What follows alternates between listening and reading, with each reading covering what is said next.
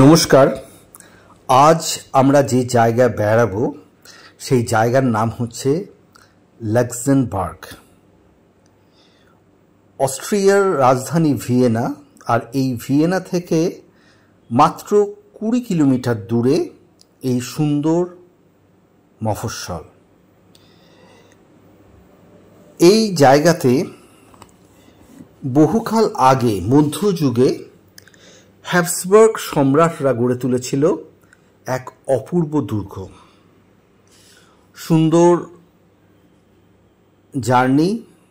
Vienna থেকে আপনারা মাত্র 40 মিনিটের মধ্যে চলে আসতে পারেন এই শান্তশিষ্ট পরিবেশে। দেখুন রাস্তার ধারে কি সুন্দর গাছপালা, প্রত্যেকটা বাড়ির সামনে অনেকখানি জায়গা, এবং এখানকার যেটা বিশেষ বৈশিষ্ট্য সেটা হচ্ছে এখানে কোনো শহরের যেমন একটা বিশাল কোলাহল, সেই কোলাহল থেকে অনেক দূরে এটা। কত পুরনো দিনের নেম প্লেট, সেই অনুযায়ী কত পুরনো দিনের বাড়ি দেখে নিন। এবং এই জায়গাতে রাস্তায় হাঁটতে হাঁটতে অদ্ভুত আপনার মনে হবে এই যেটা এখানকার মার্কেট প্লেস, সেটাও কত শান্ত, কত কম লোকসংখ্যা এখানে। এবং এই যে সামান্য জায়গাটাতে একটা ব্যাংক, একটা ডিপার্টমেন্টাল স্টোর, একটা খাওয়ার জায়গা এইভাবেই রয়েছে।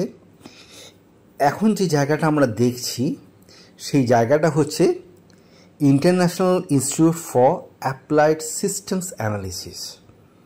এবং এককালে যে মধ্যযুগের সম্রাটরা ছিলেন, হ্যাবসবার্গ সাম্রাজ্যের সম্রাট, তারা এই লাক্সেমবার্গ জায়গাটাকে গড়ে তোলেন তাদের গ্রীষ্মকালীন আবাস হিসেবে। এবং এখানকার যে দুর্গ, সেই দুর্গও আমরা বেড়াবো। দেখে নিন কি সুন্দর গির্জা, নীল আকাশ, এবং এদের এই রাজপ্রাসাদের ভেতরে এই রুমটা এখন ওদের ইনস্টিটিউটের ডাইনিং হল হিসেবে ব্যবহৃত হয়। এবং এই ইনস্টিটিউটের ঠিক পেছন দিয়ে এরকম শান্তশিষ্ট একটা রাস্তা চলে যাচ্ছে আমাদের সেই হ্যাবসবার্গ রাজাদের দুর্গের দিকে। ওই যে দূরে দেখা যাচ্ছে ইনস্টিটিউটের অংশ, মনে হচ্ছে যেন ইতিহাসের পাতা থেকে উঠে আসা। আমরা আস্তে আস্তে এগিয়ে চলেছি ফ্রান্সেসবার্গ দুর্গের দিকে। ওই যে দূরে দেখা যাচ্ছে ফ্রান্সেসবার্গ দুর্গ, বিশাল জলাশয়, বিশাল লেক সামনে। লেকের মধ্যে বোটিং চলছে, দু একটা সুন্দর রাজহাঁস ঘুরে বেড়াচ্ছে। এখন এখানে শীত সেইভাবে পড়েনি, কিন্তু বেশ একটা ঠান্ডা ঠান্ডা ভাব, এবং আকাশটা পুরো আমাদের পুজোর আকাশের মতো, শরতের আকাশের মতো হয়ে আছে।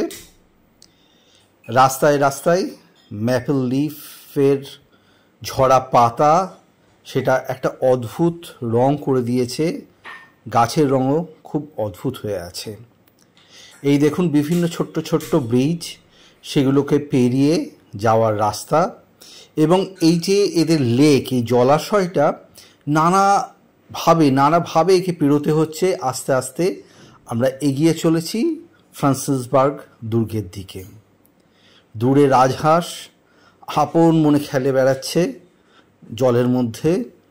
এবং আমার এই মোবাইলে তো এটা নেওয়া সম্ভব নয়, দূরের জিনিস। যাই হোক, একটু নেওয়ার চেষ্টা করলাম।